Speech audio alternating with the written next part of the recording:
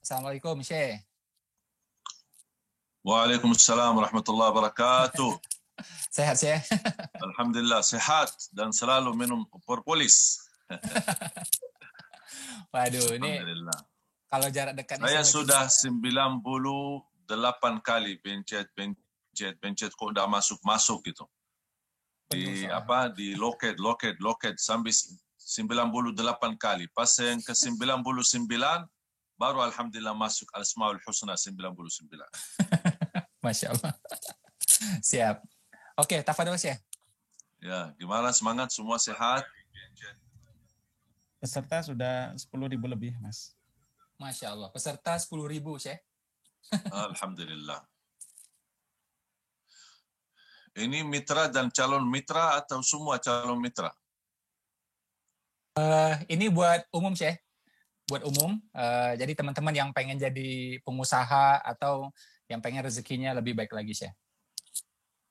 Amin. Hanya jadi pengusaha atau mau jadi juga berkeluarga, cari pasangan? InsyaAllah, bismillah. Terima kasih sahabatku Mas Ipo serta keluarga. Assalamualaikum warahmatullahi wabarakatuh. Waalaikumsalam warahmatullahi wabarakatuh. Alhamdulillahi rabbil alamin. Allahumma salli ala Sayyidina Muhammad wa ala ali Sayyidina Muhammad wa sallim taslima.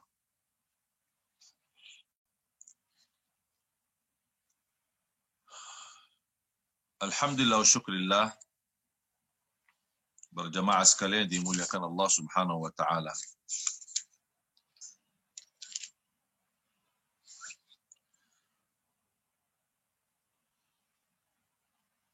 Allah Subhanahu wa taala menganugerahkan kepada kita banyak nikmat.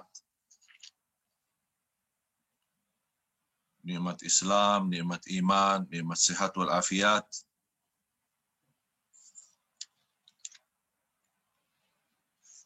Dan kita selalu mendapatkan anugerah dari Allah Subhanahu wa taala, dan kita baru saja dari tadi malam dan kita saat bangun subuh atau tahajud, kita baru saja proses menghadapi kematian. Sampai kita ketika bangun, kita mengucapkan Alhamdulillah alladzi ahyana ba'da ma amatana wa ilaihin nusyur.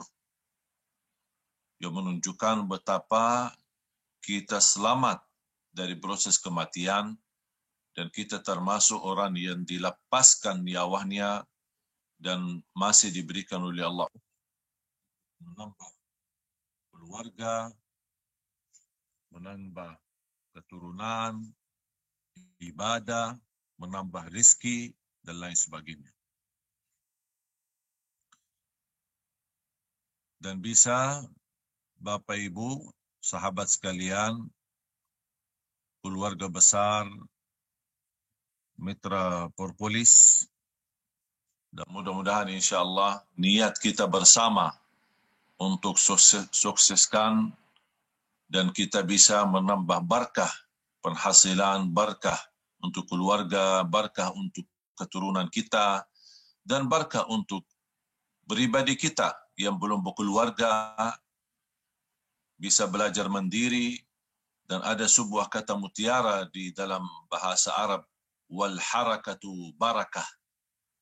Harakat itu barakah, artinya gerak-gerak itu tidak diam, bergerak terus sana sini, berusaha, berikhtiar, itu barakah.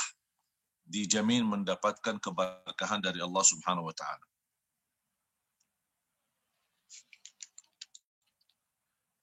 Dan mungkin Bapak Ibu bisa membaca dan menyimpan ayat di surat Fatir, surat Az-Zumar, surat 39, ayat 42. Bisa Anda menjadi PR untuk menghayati ayat itu supaya kita sadari setiap malam kita proses menghadapi kematian.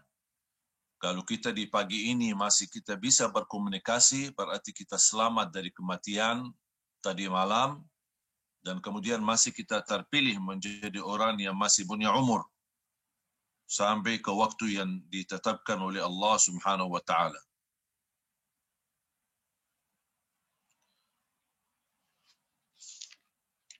Dan ketika saya mengikuti sesuai arahan dan belajaran dari guru saya, kalau di dunia bisnis, guru saya Mas Epo.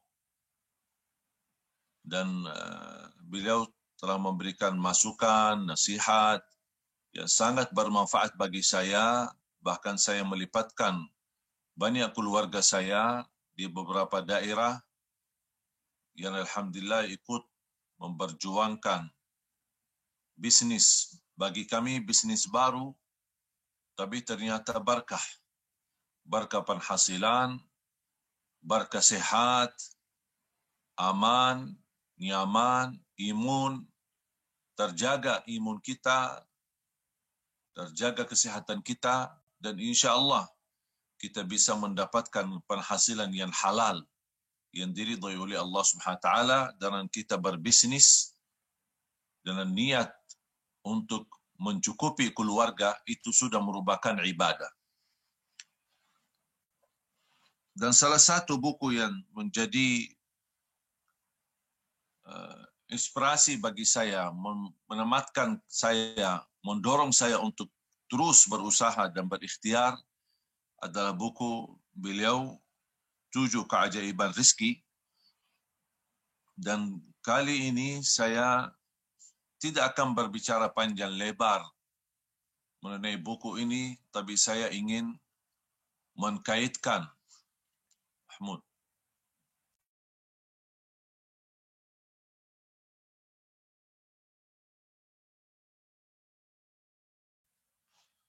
saya ingin mengkaitkan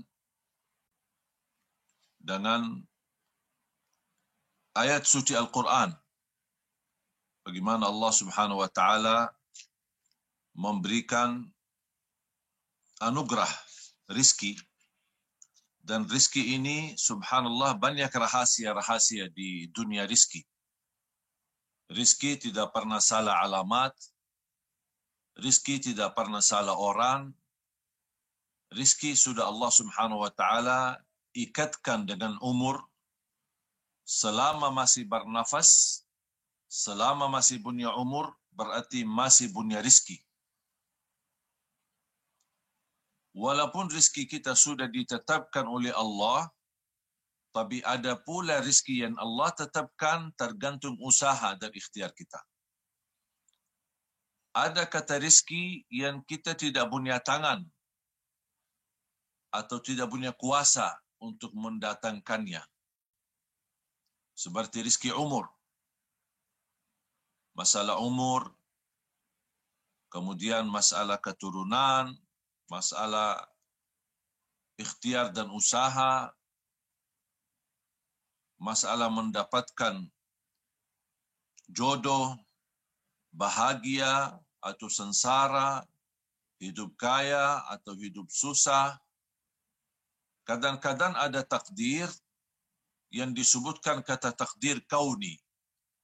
Tidak bisa kita ikut campur merubahkan. Seperti terbit matahari dari timur, masalah kematian, kemudian pagi dan siang dan malam, kemudian masalah kejadian hari kiamat, dan juga terkait umur kita. Tapi ada rizki yang tergantung ikhtiar dan usaha kita. Seperti misal sehat. Kalau kita salah konsumsi makanan dan minuman yang bisa mengakibatkan sakit, berarti kita berikhtiar untuk jadi sakit. Sebaliknya semestinya kita berikhtiar untuk menjaga kesehatan. Makanannya, minumannya, makan-makan yang sehat, minum-minum yang sehat. Karena menurut saya, yang mahal itu bukan sehat, yang mahal itu sakit. Kalau sehat tidak butuh biaya besar. Tapi kalau sakit, jatuh sakit, itu yang membutuhkan biaya besar. Untuk berobat, ke sana kemari ke rumah sakit, capek berjalan ke sini sana, belum lagi mungkin dibutuhkan operasi dan lain sebagainya. Daripada kita menghabiskan biaya besar untuk mengobati kesakitan kita, sederhana sekali, jaga kesihatan kita. Apalagi hadir di tengah kita propolis yang menjadi minuman saya sehari-hari. Dan Allah SWT menjadikan sumber madu itu adalah obat. Bukan hanya obat, tapi menjaminkan kesembuhan dari penyakit. Dan ini termasuk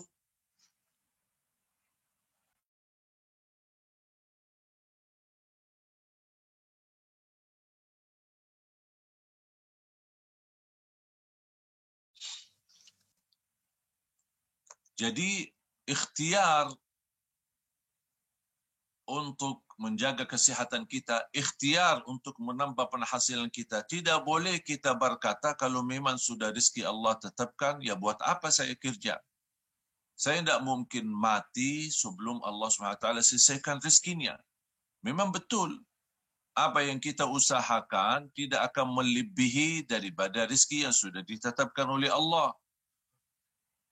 Dan tidak ada usaha dan ikhtiar, itu sudah termasuk juga takdir dari Allah. Jadi bukan hanya rezeki yang menjadi takdir, tapi usaha dan ikhtiar tidak mungkin sama dengan orang-orang yang tidak berikhtiar.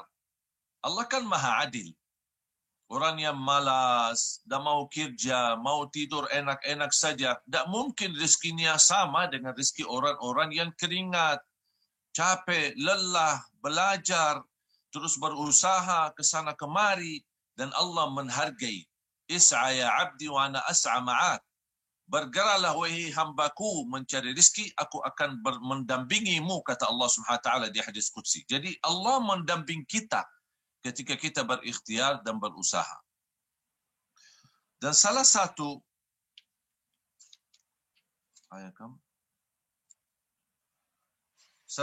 ayat yang membuat saya mengambil banyak pelajaran.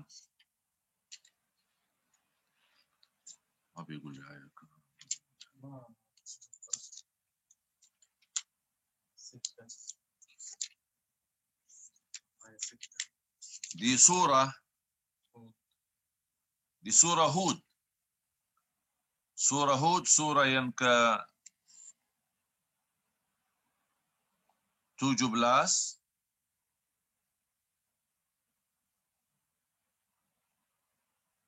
Maaf, surah Hud yang surah 11 ayat 6. Surah nomor 11 ayat 6. Kalau ada peserta yang bawa Quran di sampingnya, tolong diperhatikan. Di surah Hud, surah yang ke-11 ayat 6. Allah Subhanahu wa taala berfirman, A'udzu billahi minasyaitonir rajim. Wa ma min dabbatin fil ardi illa 'ala Allahi rizquha.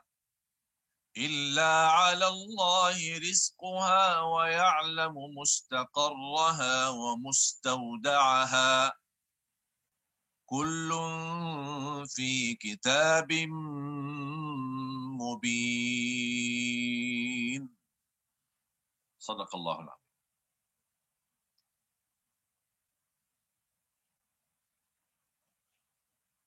Mungkin jamaah sekalian bisa memperhatikan bagaimana Allah Subhanahu wa taala menjelaskan, dan tidak ada satupun makhluk yang bergerak di muka bumi. Di muka bumi Allah Subhanahu wa taala. Pasti sudah Allah Subhanahu wa taala menetapkan rezekinya. Bahkan Allah Subhanahu wa taala tahu di mana tempat yang baik bagi mereka. Yang membuat saya tertarik di ayat ini, ayat 6, dan sebenarnya ada juga kaitannya dengan ayat 7 selanjutnya. Cuma ayat 7 agak sedikit panjang, cuma saya kasih pelan. Ayat ini mengkaitkan soal rezeki. Tapi coba Allah awali dengan firman-Nya, wa ma min dabbatin. Kalau bahasa Arab, tidak ada satu kalimat pasti memiliki makna yang sangat dalam yang Allah ingin berikan pesan di dalamnya. Tapi ini kembali kepada orang yang bisa memahami isi Al-Quran. Ya, karena saya juga orang Arab, jadi alhamdulillah faham bahasa Al-Quran. Arab asli ya. Jadi wa ma min dabbatin. Ketika saya membaca ayat ini, sebelum saya melanjuti, saya mendalami kata dabbah. Tidak ada makhluk yang bergerak. Berarti rezeki itu tergantung bergerak. Kalau tidak bergerak, berarti mohon maaf, jangan berharap bisa mendapatkan rezeki. Kalau sebagaimana saya tadi jelaskan, ada rezeki yang tidak campur tangan kita, seperti misal umur, masalah jodoh, masalah kalau takdir Allah Subhanahu Wa Taala kecelakaan atau kematian. Jadi hal-hal yang seperti ini, terbitnya matahari dari timur, tenggelamnya dari ke barat, pagi, siang, malam, waktu-waktu ini kita tidak bisa undurkan, tidak bisa kita majukan. Ini semua namanya takdir kauni yang tidak bisa kita ikut campur. Tapi ada takdir yang disebutkan takdir syar'i yang terkait dengan dunia kita, kehidupan kita sehari. Di antaranya ada rezeki. Walaupun sejarah kauniyah, alam semesta sejarah kauniyah sudah ditetapkan oleh Allah rezeki kita, tetapi di antara rezeki yang Allah tetapkan tergantung ikhtiar dan usaha kita. Makanya Allah di sini berfirman, "Wa ma min dabbatin." Tidak ada makhluk. Kenapa Allah sebutkan kata dabba? Karena dabba ini termasuk seluruh makhluk yang bergerak. Ya, apa itu binatang-binatang, apa itu haiwan, apa itu manusia, apa itu jin, apa itu. Semua yang namanya bergerak, apapun bergerak berarti dia makhluk yang Allah Subhanahu Wa Taala memberikan rezeki kepada mereka. Wa ma min dabbatin fil ardi. Semua makhluk yang bergerak di muka bumi illa 'ala Allah rizquha. Allah Subhanahu Wa Taala, atas Allah rezeki untuk mereka. Berarti Allah tidak menciptakan kita sia-sia. Jangan ada orang merasa, kenapa Allah ciptakan saya tapi Allah tidak urus saya. Justru salah satu kewajiban atas Allah, karena Allah yang menciptakan kita, Allah punya kewajiban untuk mengurusi kita. Tapi ada urusan-urusan itu yang kita harus terus berikhtiar. Misal contoh, Allah memberikan hidayah. Tapi kalau ada orang tidak mau jemput hidayah itu, tidak mau terima hidayah, Allah Subhanahu Wa Taala sudah melepaskan hidayah itu dari orang itu, diberikan kepada orang lain yang lebih menghargai rezeki dan datang hidayah dari Allah Subhanahu Wa Taala. Karena manusia ini kan berbeda-beda. Sama seperti kita, kalau ada orang memberikan sesuatu dan kita sambut dengan baik, ucapan yang baik, dengan senyum, ramah, tamah, dan kita luar biasa, pasti orang itu senang ketika memberi sesuatu. Bahkan dia ingin ketika ada, misal ada acara misal ulang tahun kah, atau kita tamat sekolah kah, atau apa, pasti dia berkenan untuk memberi sesuatu lagi. Karena dalam cara menyambut kita dengan cara yang baik, sambutan kita dengan cara yang menenangkan hati. Sama juga Allah Subhanahu Wa Taala ketika memberi sesuatu, kalau ada hamba menyambut rezeki Allah, menyambut anugerah dari Allah, menyambut nikmat dari Allah dengan senang hati, dan dia mensyukurinya, dia betul maksimal memanfaatkannya, dan tidak salah arahkannya, dan tidak salah gunakannya, pasti Allah juga berkenan menambahkan. Sebagaimana firman Allah, la in syakartum la azidannakum. Jadi di ayat ini, wa ma min dabbatin fil ardi illa 'ala Allah rizquha. Semua yang bergerak di muka bumi, atas Allah adalah tunaikan dan lunasi rizki untuk mereka. Wa ya'lamu mustaqarraha wa mustauda'aha. Di mana tempatnya mereka, biarpun mereka berada di tempat yang terbuka atau di tempat yang tersembunyi. Coba bayangkan, mohon maaf, sedikit renungkan fikiran kita. Kalau ada orang membangun sebuah rumah tapi di lubang atau di bawah tanah, yang sangat dalam. Kalau kita bahasa kita itu 7 ara, berarti yang paling dalam. Dan dia mengamankan dirinya. Dan dia membagari semua. Dan dia membuat tembok dari besi dan lain sebagainya. Kenapa dia sembunyi di bawah bumi yang paling dalam? Karena dia ingin selamat dari kematian. Kira-kira menurut anda sekalian, dia kalau sudah waktunya mati, apakah dia bisa selamat dari kematian atau tidak? Pasti mati, biarpun dia tersembunyi di bumi yang paling dalam. Sama juga rezeki. Dia pun walaupun sembunyi di bumi yang paling dalam, sudah ditentukan oleh Allah rezeki. Karena Allah SWT mengikatkan rezeki sama kematian. Tidak bisa dipisah. Ini sudah dijodoh, jadi jodoh, tidak bisa dipisah. Kalau sudah waktunya mati, berarti habis rezekinya. Kalau sudah habis rezekinya, berarti sudah harus mati. Tidak boleh tertunda kematiannya. Maka Rasulullah SAW bersabda di hadis yang sahih, "Lan tamuta nafsun hatta tastawfi rizqaha wa ajalaha." Tidak ada jiwa pun yang boleh mati sebelum dipenuhi oleh Allah rezekinya. Lan, dalam bahasa Arab, semua kalimat itu memiliki makna. Lan artinya mustahil, tidak boleh terjadi, tidak bisa terjadi, tidak mungkin terjadi. Lan tamuta nafsun. Tidak ada sejiwa pun yang boleh mati. Lan tamuta nafsun hatta tastawfi rizqaha wa ajala. Sampai disempurnakan rezekinya dan ajal. Selama masih punya rezeki, berarti masih ada ajal. Selama masih ada ajal, berarti masih ada rezeki. Dan dimanapun kita berada. Kullum fi kitabim mubin. Dan ini semua sudah tertulis dan dicetak di kitab yang nyata. Dan mubin yang jelas catatan itu. Dan ketika saya melanjutkan ayatnya, ayat yang ke-7, Allah Subhanahu wa taala membahaskan ciptaan langit dan bumi. Allah membahas ciptaan langit dan bumi di dalam waktu 6 hari. Saya berfikir, bumi dan langit yang begitu dahsyat, yang begitu besar, yang begitu hebat, yang luar biasa, pandangannya indah, dan kita melihat tanda kebesaran Allah melalui bumi dan langit yang begitu luas dan begitu kuat. Allah Subhanahu wa taala berkata, Allah sangat mampu, kun fayakun, terjadi bumi dan langit. Kun fayakun, terjadi bumi. Tapi kenapa di sini di ayat ini Allah menyebutkan kami ketika membangun bumi dan langit atau langit dan bumi dalam waktu 6 hari. Disebutkan 6 hari.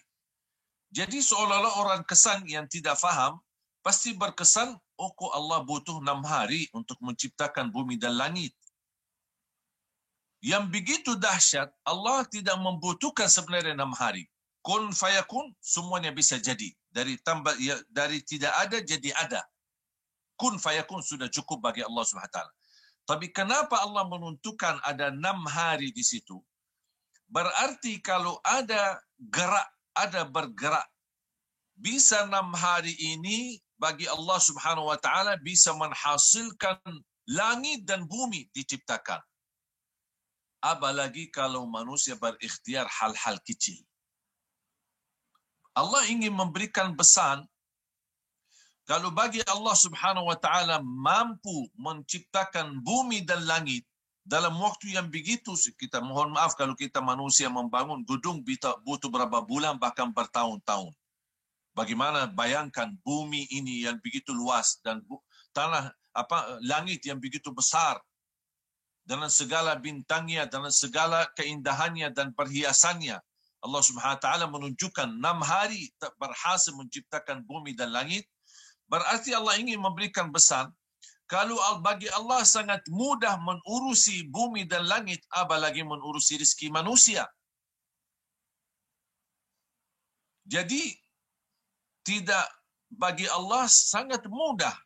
Kalau bisa dikatakan, kalau boleh kita berkata beban bagi Allah, justru yang beban adalah bumi dan langit diciptakannya. Tapi kita tidak boleh berkata Allah terbeban dengan bumi dan langit. Tidak. Tapi begitu luar biasa besarnya bumi dan langit, tapi Allah mampu menguruskannya dan Allah mampu menciptakannya. Apalagi manusia yang makhluk termasuk makhluk kecil. Mohon maaf, makhluk semut saja masih lebih hebat daripada manusia. Coba bagaimana kalau Bapak Ibu jamaah sekalian digigit sama semut sekali aja, bisa sakitnya sepanjang malam. Gatal, sakit, ini luar biasa. Berarti semut ini lebih kuat daripada kita. Kita sebenarnya manusia yang lemah, manusia yang dhaif, bukan manusia yang kuat. Tapi kekuatan kita dari mana? Power kekuatan dan sumber kekuatan kita adalah keyakinan kita kepada Allah. Kemudian iman kita kepada Allah, kepercayaan kita. Ini yang menjadi sumber kekuatan. Percaya sama Allah dan yakin. Kalau sudah percaya harus disertakan dengan keyakinan. Percaya yang memberi rezeki adalah Allah. Dan saya yakin ketika saya berikhtiar, pasti akan Allah memudahkan. Ini yang membuat power kekuatan untuk terus kita berusaha dan berikhtiar. Lebih dahsyat lagi, ketika saya membaca di suratul Baqarah, Allah Subhanahu wa taala menceritakan bagaimana cerita Nabi Ibrahim ketika bersama Namrud. Ada seorang raja yang merasa dirinya hebat, yang merasa dirinya dia mampu mematikan manusia dan menghidupkan manusia. Allah Subhanahu wa taala melalui Nabi Ibrahim menunjukkan kekuasaannya dan menunjukkan kehebatannya Nabi Ibrahim alaihissalam. Bagaimana Allah Subhanahu wa taala menunjukkan betapa bagi Allah Subhanahu wa taala mampu menganugerahkan kebanyakan kemuliaan dan rezeki. Ketika Allah Subhanahu wa taala mulai dari cerita Nabi Ibrahim bersama Raja Namrud, dan bisa kita ambil kutip dan mempelajari dan memahami isinya. Ketika Allah Subhanahu wa taala di ayat, dan saya harap ini juga menjadi PR, di ayat 258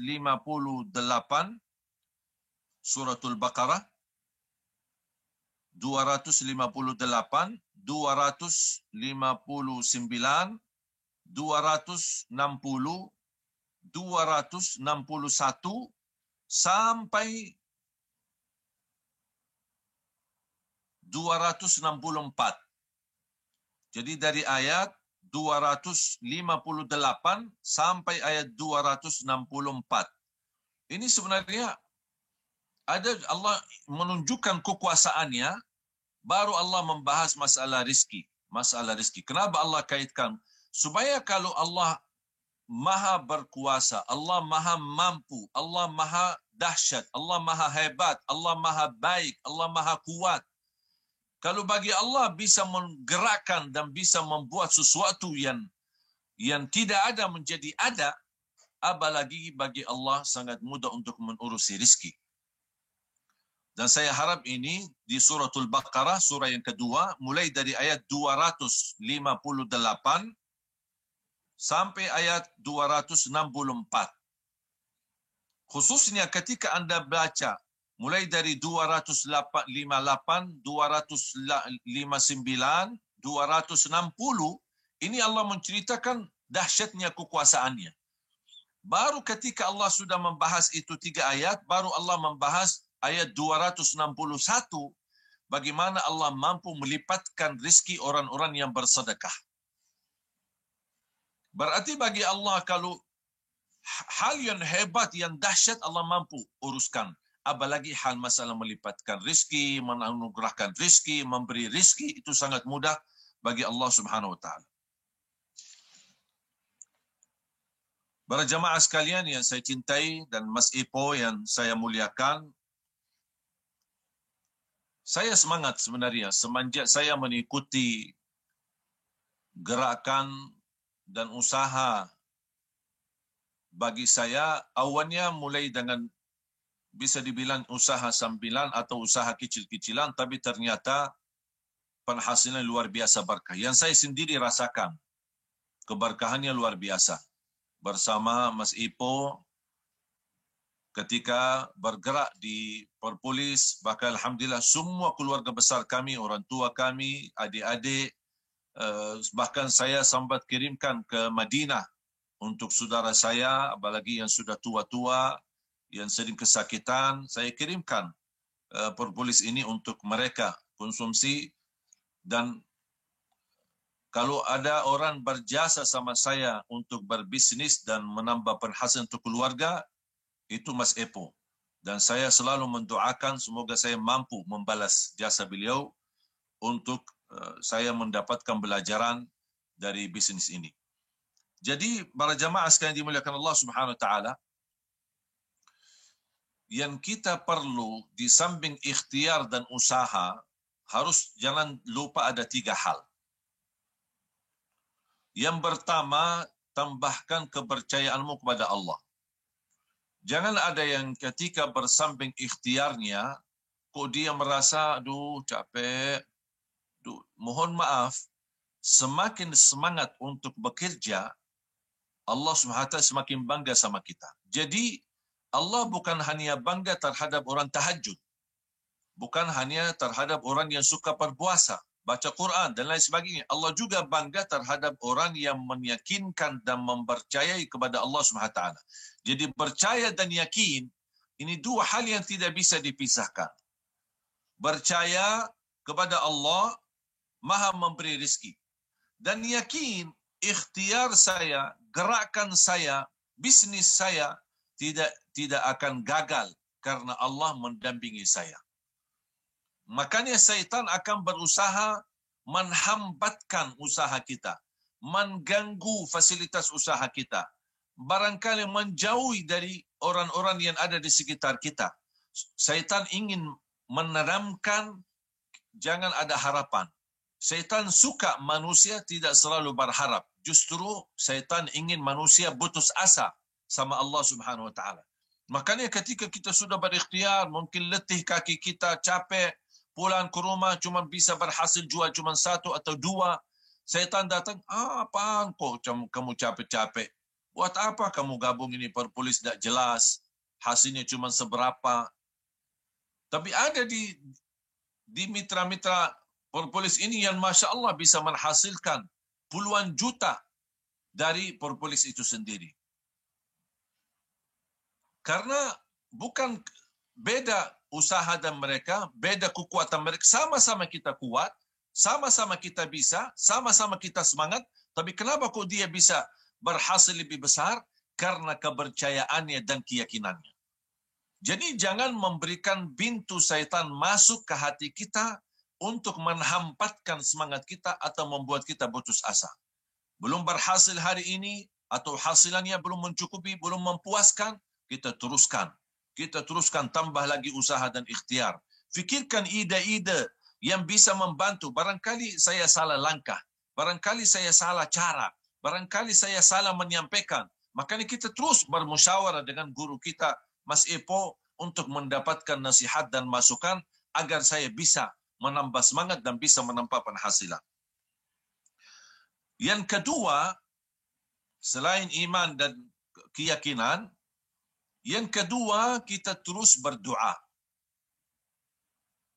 Tidak boleh kita lepaskan doa kita. Di antara bukti istiqamah doa itu adalah menjaga salat. Kunci rizki salat.